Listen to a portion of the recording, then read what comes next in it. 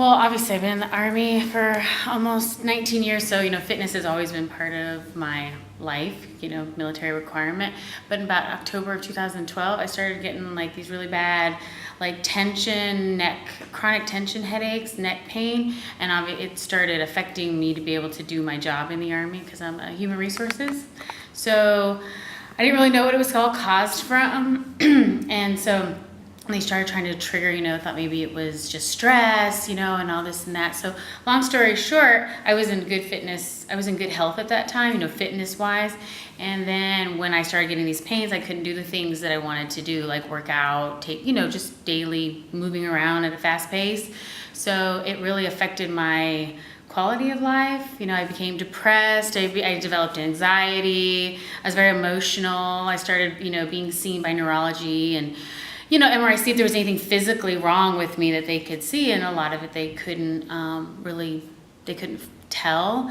Until about March of last year, I actually, I even went and got some mental health. I went away for 5 weeks to a treatment facility in San Antonio, because I just kind of, once you can't go anymore, it's like all that kind of stuff you've stuffed in your closet, you don't have a distractor, and it just kind of all hit the forefront. So it's like, oh, I can't do anything. I can't move anymore physically or mentally.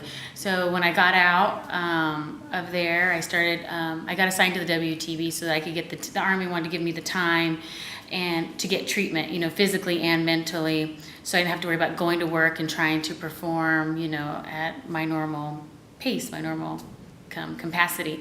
So that I went there, and then I didn't really know what to do with myself. I've done nothing but be a single mom to a 13-year-old and be in the Army. So I had all this free time they were like, take care of me.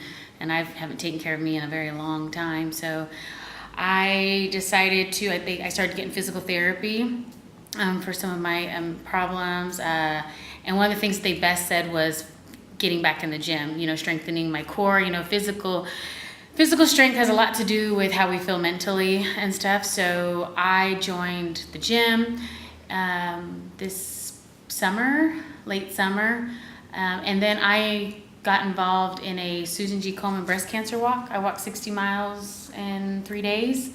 I raised like $2,700 in 17 days because you had to raise $2,500 to do the walk. And it gave me that boost I needed to kind of get back into doing. So I hired a personal trainer at the gym to kind of start getting back into shape. Of course, my physical pain sometimes sets me back. It gets a little frustrating, but then around the beginning of this year, I said, that's it, I'm going to get it together. I'd gained 12, 15 pounds. I wasn't happy with the way I looked. I avoid mirrors. Obviously I've lived in sweats the last few months because, things don't fit the way they used to. And for my mental health, because I'm getting ready to transition out of the Army, I know that it's important for me to be healthy physically and mentally. So I started working out every day. I have a trainer, Jessie, next door that I work out with 2 to 3 times a week. But I will tell you, working out is so great for anxiety. Fitness, I have found, is a really good way to deal with psychological things instead of, sitting on the couch with a bag of potato chips or drinking alcohol or, consuming yourself with work, which, stresses you out, but doing something that's good for you physically and mentally. So that's kind of where I'm at. So I have a goal. I want to lose about 12 pounds, and I want to tone up so that when I put a bathing suit on this summer, that I don't put a shirt on over.